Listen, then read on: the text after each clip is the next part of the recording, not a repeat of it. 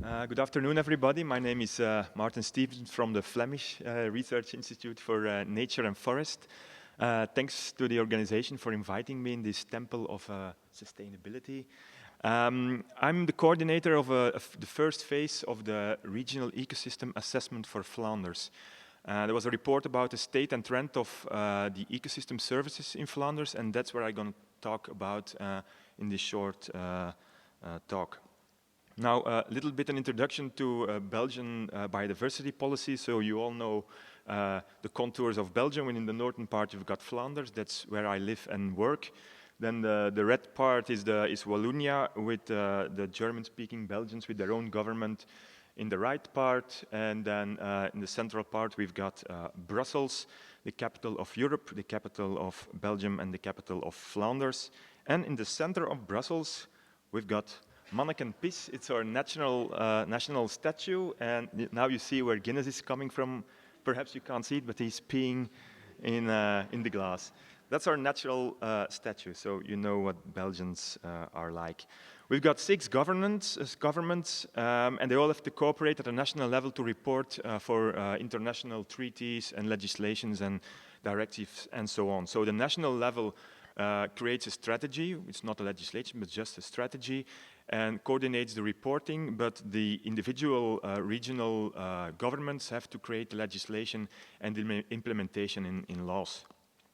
In Flanders, the Flemish government, is supported in their nature job or their nature policy by our institute, our research institute, and we are obliged by Flemish legislation to report each 2 years about the state of nature in Flanders. And we thought it was a good framework to do an ecosystem assessment. Before I forget, we also have at a national level a community of practice, which is the BEAS network, the Belgian Ecosystem Services Network, kind of a natural capital form like this one, but very much smaller. Perhaps we should shift the name to something like natural capital or so, because we are not that big as in Ireland. So the nature reporting, so we have to report each 2 years about the state of nature. And when Europe came up with the obligation or the demand at the member states to report or to map and assess the ecosystem service in Flanders, we decided to start with that ecosystem assessment. And we don't do it in one time. We just decided to take it in 3 phases. The first phase was a state and trend report, which was finished last year. And the maps were used to report to Europe for the Flemish part, in this case, in the framework of the mass reportings. And now we're working at the second phase, NARA-B. NARA stands for Natuurrapport, Nature Report.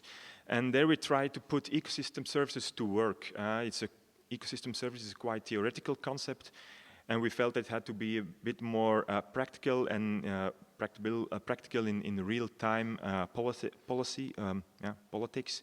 So the second phase aims at putting those ecosystem services to work in real-life policy. And the final phase, which will start next year, is a scenario analysis for green infrastructure. That's with that. And everything is available on our website, also in English, summary or synthesis you can download on the internet. Now, how did we proceed with the first phase, the state and trend report? We started with a conceptual framework. Yeah. We did about 1 year discussion on that framework, so it's a bit small, but I'll guide you through it. On the left part, you see the natural capital, the ecosystem part, and it's linked to the society, welfare and well-being. On the right side, the red box, by ecosystem service, and those ecosystem services are the yellow arrow. On the bottom middle, you see drivers and governance, and that's our impact of society on the natural capital and hence on the delivery of ecosystem services. We used that framework, that central framework, to assess and map 16 ecosystem services. They were, for each of those ecosystem services, a separate report was made, and also each aspect of that conceptual framework was reported on in these reports. We also used that framework to map ecosystem services, so supply as well as demand, use and valuation in some cases of those ecosystem services were mapped, and those maps are available online in a map viewer. It's about 116 maps or so we created for those 16 ecosystem services. I come back later to that problem of 160 maps. Those 16 ecosystem service reports were the theoretical basis for 10 thematic reports, which tried to answer the central research questions of our assessment, like, for example, what's the link between biodiversity and ecosystem services? How do you value ecosystem services? And what the state and trend is of those 16 ecosystem services. And those 26 reports were then synthesized in the pink report, which is available online.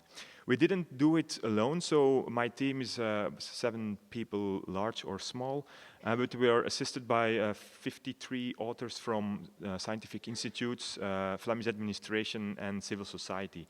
And also about 180 reviewers reviewed each of these reports in order to get a capacity and make sure that these reports are not just reports and a pile of reports that are somewhere on the desk of a Flemish policymaker, but that these reports are actually also used in practice. It was quite crucial. I don't know whether it's working or not, but the review process was quite heavy. But we think it's worth to put that effort in the review phase and the co-creation of those reports. Now, I'll go to the main of the key figure of our report, which is the state and trend figure or picture. This picture shows you, synthesizes the state and trend of ecosystem services in Flanders. The pink colors indicate the reliability of the score we gave to each of the factors. And I'll go a bit more in detail. So we've got, for each of the 16 ecosystem services, we created scores for the demand for that ecosystem service and the supply. That score for demand and supply was based on figures, tables, but also on statements in other reports. So it's a combination of qualitative and quantitative data. And for each of the ecosystem services, we estimated the trend for demand and supply, and we then compared demand and supply in order to look whether they are in balance. And this was synthesized in a final column, the use column, in order to say something about the sustainable use of that service in Flanders. So red means unsustainable, orange means a little bit sustainable, and green means more or less sustainable.